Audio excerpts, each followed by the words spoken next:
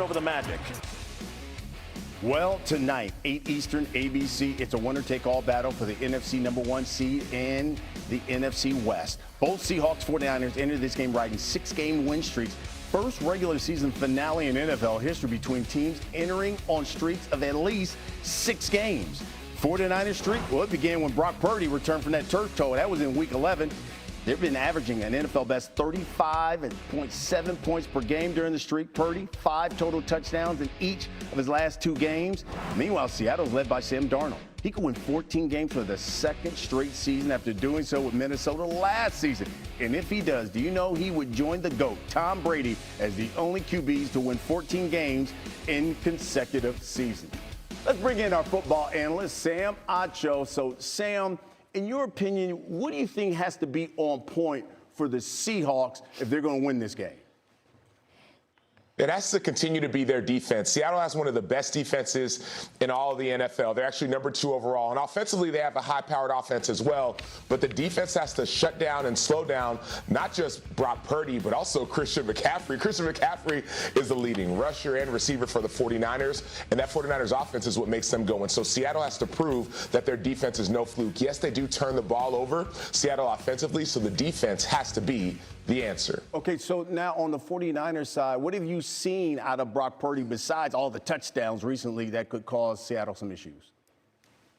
Well, how about the touchdown dances? How about the celebrations? How about the level of confidence that Brock Purdy is playing with? When you have a quarterback who plays with a level of confidence like that, I've seen it, I've been a part of it, everybody on that team believes they can win no matter what. They've been decimated by injuries on the defensive side of the ball. But you're seeing Brock Purdy do the Dougie in the end zone. You're seeing Brock Purdy go to the sideline and show the ball out to the defender. He's playing with a level of swagger where a defender on his team or a receiver or an offensive lineman says if he's going to put his body on the line and have joy and play with authenticity, we get a chance to do the same. Yeah, Purdy's got a 85 QBR since Week 13. That's second only to Drake May. We got more from Smiling Sam in just a moment.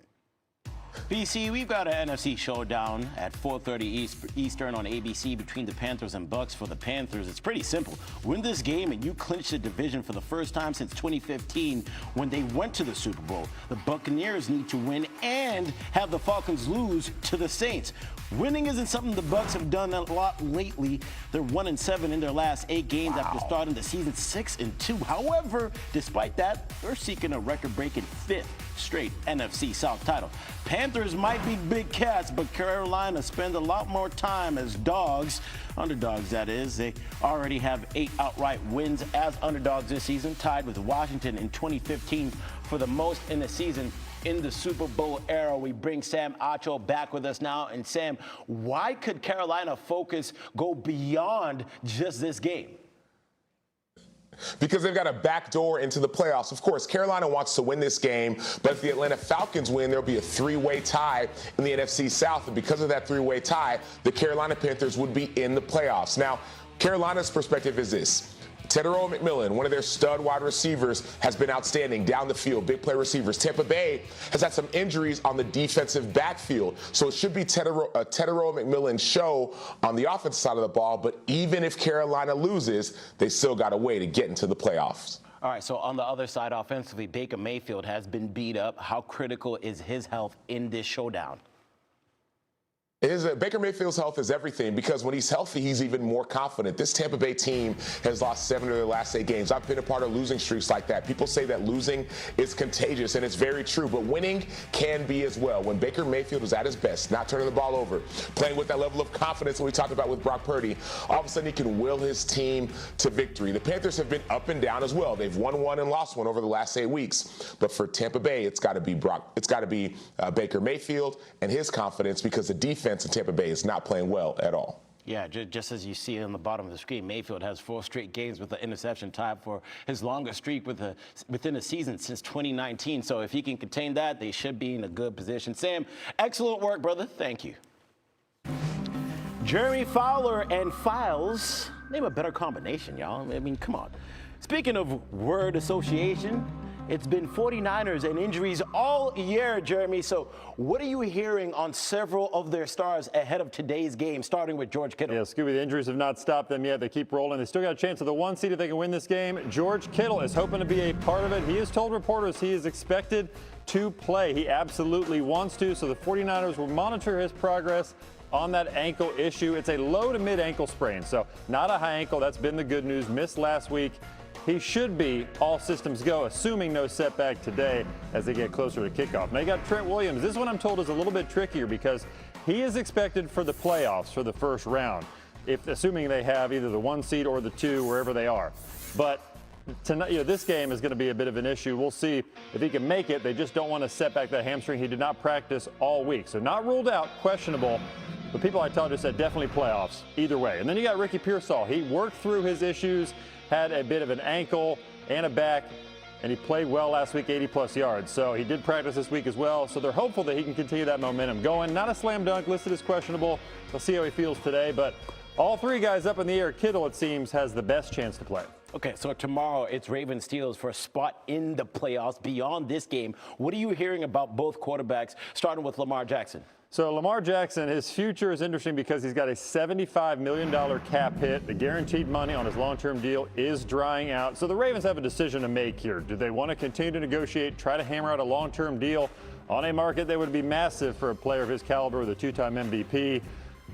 There are questions about how they're going to handle this because they haven't won big with Jackson yet. Most people I talk to say that, look, the Ravens know they're better off with Jackson than without, but it's going to be costly either way. They got to sort that out. And then you got Aaron Rodgers, so free agent in March. He's played well. I continue to hear that the Steelers have been open to him coming back a second year. They like how things have gone. He's got chemistry with head coach Mike Tomlin. His mobility's been pretty good. His arm strength is still there, and he could be a bridge quarterback if they draft a player high, a passer in the draft in the 1st or 2nd round. They've done a lot of scouting on these recent drafts, knowing they have to take somebody high. Rodgers could be that bridge. A lot could depend on how this game goes. If they can win it, get in the playoffs, make some noise, might be easier for Rodgers to come back. We know he's going to take his time deciding. It's not going to be a quick decision. So much at stake in Week 18. And for that game, winning team will be the 4 seed. Losing team will be out of the playoffs completely. Feels like the playoffs already. Right? Thank you, Jeremy. Now, the AFC North has been a roller coaster all season. Entering the year, the Ravens were the odds-on favorite to win the division, but after a rocky, injury-filled start, they were long shots heading into Week 17. Now, just 1 week later, it's come full circle, and Baltimore is the favorite once again. Back with my guys, Sam Acho. And Sam, the Steelers won this meeting the first time around. Why do you think they could be at a disadvantage this time, though? Because they're going to be without their stud receiver, DK Metcalf, who's serving the 2nd of his 2-game suspension. Remember, their game earlier in the season, DK Metcalf, 7 catches, 148, over 20 yards per reception. Without DK Metcalf, it could be a problem. But more than that, the Baltimore Ravens could be leaning on their running back and their rushing attack in Derrick Henry. The Ravens are the #1 rushing team in the NFL, and Derrick Henry himself is top 3. He's number 2 when it comes to first downs achieved. And so what that means is that the Ravens, though Lamar Jackson should be playing, they're going to be leaning on the running attack, and then hopefully without that stud receiver DK Metcalf, they should be able to be on the field more if they want to get a chance to be in the playoffs. Also on Sunday, also up for grabs, the #1 seed in the AFC. In your opinion, which team you think is the more dangerous as the top dog? Is it Bo Nix and the Broncos, Drake May and the Pats? I think it's the Denver Broncos, but it's not just because of Bo Nix. I think it's because of their defense. The Broncos lead the NFL when it comes to sacking the quarterback. Why does that matter for a team who could be at home? Because that home field advantage is an advantage to a defender, because when the offense is on the field, the opposing offense, they're yelling, they're screaming. It's hard to get that snap count. A defense that has 64 sacks, more than double digits more than anyone else, is going to be at a huge advantage when it comes to home field and a team that loves to get after the QB. The AFC South also going to be decided this weekend. So, in your opinion, who's the larger playoff threat, you think? Jacksonville, they've won 7 straight, or Houston, who've won 8 straight? I think it's Houston, and I go back to not just their pass rush, but their entire defense. Houston boasts the #1 defense in the NFL, and sometimes when you had a guy like Will Anderson or another guy like Danielle Hunter, they can be game changers, take over an entire series, an entire half, and an entire game. And so that's why I think that the Houston Texans will be a bigger threat. Their offense has been up and been down, but their defense is playing with an extreme level of confidence. D'Amico Ryans is their head coach, but also a defensive mind. People talk about packing the defense and you go into the playoffs. They'll be packing the defense in Houston. And their defense downright stingy, allowing just 16 points, 272 yards per game. Both of those best right now in the NFL. Sam Acho, thank you. Teams ahead of their matchup. After a dramatic offseason roster reset and a series of devastating injuries, nobody, including members of the 49ers, believed they would be in the position they're in going into tonight's game against Seattle. With a win, the Niners would claim the NFC West division, the #1 seed in the NFC, a first-round bye, and home field advantage throughout the playoffs. Now, they value the bye the most, but just after that is that home field advantage. And that's because Super Bowl LX will be played in their home stadium, Levi's, which means the Niners may not have to get on a plane again the rest of the season, and they could play a full postseason's worth of games in front of what left tackle Trent Williams tells me is the best fan base in North American sports. The Seahawks are an NFL best 14-2 on the road since the start of last season, and one more road win gives them home field advantage and a first-round bye in the playoffs. With Sam Darnold, it's been business as usual this week as he prepares for one of the biggest games of his career, and that speaks to something that Mike Macdonald has said several times this season about his quarterback, which is that, quote, Sam is the same guy every single day. The Seahawks believe that even-keeled nature has helped them ride out some of the struggles their offense has faced over the second half of the season. Darnold now leads all players with 20 turnovers. The Seahawks are hoping that turnover problem comes to an end Saturday night, and they're hoping Darnold's poise helps him deal with the pressure he's going to face with the #1 seed on the line. America, regular season games don't get bigger than this. Since playoffs went to 12 teams in 1990, this is the third regular season finale with the 1 seed on the line. It happened last year when the Lions beat the Vikings for it, and back in 1993 between the Cowboys and Giants when Troy Aikman and them boys won that game in overtime. I was one. Brian was probably watching that game. Okay. See, I see what you did there. At 4:30 ABC, ESPN, another big one on the line between the Bucs and Carolina. Hey, for Carolina, win, you're in. Bucs, not so much. Reports from both teams. Let's start with our Panthers reporter, David Duke. This speaks volumes. Quarterback Bryce Young had no idea earlier in the week that the Atlanta Falcons had given the Panthers another avenue into the playoffs if they don't beat the Bucs on Saturday. As far as Young was concerned, the only avenue was by beating the Bucs, claiming the NFC South title, and going to the playoffs for the first time since 2017. And that's just the way Coach Dave Canales wants it. He wants the Panthers focused on the task at hand, and that's beating the Bucs for the second time in 3 weeks, which will get them into the playoffs. Now, there is another avenue, and that is something that Canales is not really talking much about this week.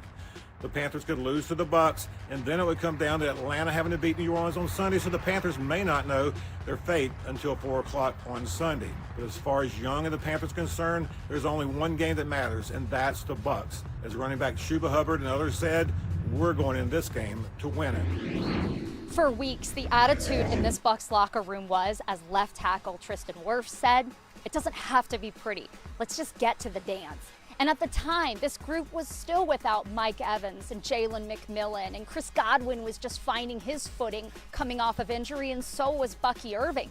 But fast forward to week 18, and this group is staring a 7-9 record in the face with its playoff hopes slipping away. And that's what happens when a group drops 7 out of its last 8 games. That is not something this team is used to, considering that the last 2 years, this group has had a combined 10-2 record. That is tied with the Rams for the best record in football in that span. But miraculously, they're still in this thing today. And as center Graham Barton told me, tunnel vision. All that matters is this week. Win today, that's all that matters. Yeah, it's certainly been a roller coaster season for the Bucs. It started off well. They were 6-2, giving up just 22 points per game, posting a +7 turnover margin. However, over the second half of the season, things have been boo-boo. I mean, they are just 1-7 over the last 8 games. They've been outscored by 52 points and have a net